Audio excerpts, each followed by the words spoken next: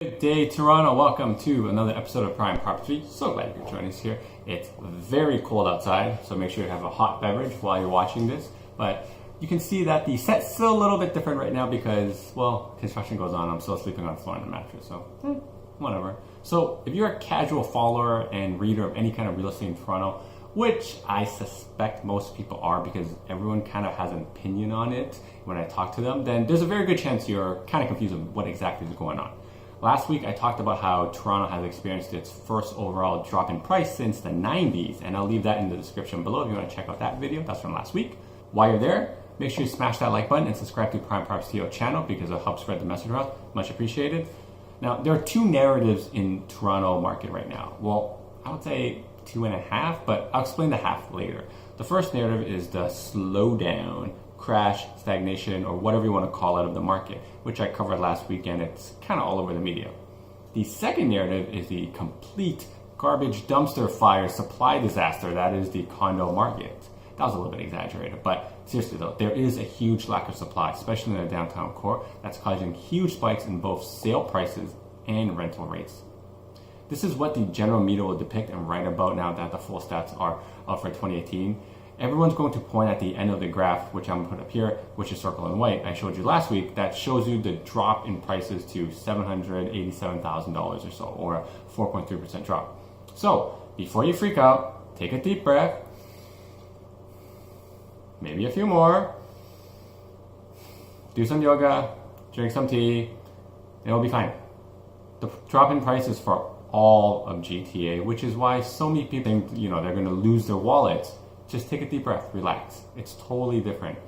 Even worse is that if you read some headlines, they'll try to mislead you and tell you that sales are down 19%. While sales are down 19%, and it's true, the context is actually different because what they mean is the number of transactions, which we closed out about 77,000 at the end of 2018, down from the 92,000 from 2017 or so. So there you go, ladies and gentlemen, that's narrative number one. Whether you choose to subscribe to that, completely up to you. Narrative number two are the condo prices. If your narrative number one is true, how can the narrative number two be true where condos are increasing in price? If the market is trending down, somebody tell the condo market that they're going the wrong way because we saw an 8.75% increase in prices in Toronto for condos. So there you have it. Toronto's real estate dichotomy, a tale of two markets. So you may ask, how's this happening? Well, in short, it's essentially kind of what I've been preaching all of 2018 and will probably continue to preach in 2019 as well. The markets under $800,000 are super, super strong, which are mainly condos and smaller semi-detaches in towns in Toronto. And markets over 1.2 million are incredibly weak. You can see that the chart I'll put up over here shows each subcategory and how they perform pricing-wise relative to another. Green means up, as usual, in prices, and the orangey red I put in there means a decrease in prices. Now, this is where the 2.5, the half narrative comes in. With the decrease in prices, the confidence in the 905, so the York region, the Peel region, and Durham region is at an all-time low, and the millennial generation, which are now slowly becoming the primary purchasers, are preferring urban density approach to lifestyle as opposed to the suburban crawl we saw the baby boomer generation like.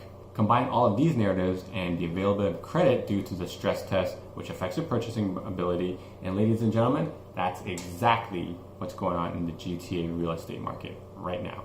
So in 2019, we'll continue to see more of the same thing with a maybe slight uptick in buyer confidence, which may be slight uptick in amount of transaction. If you want a more in-depth expectation of 2018 and what I think is going to happen, I'll put a link in the description about a News Insight article that you can read. I wrote at the start of the year, and you can have a look there. There's some other good stuff down there as well. If you know you're going to be making a move in 2019 and are really not sure what kind of move, make sure you give me a call. I will leave my contacts right here. Until next time, guys, happy real estating.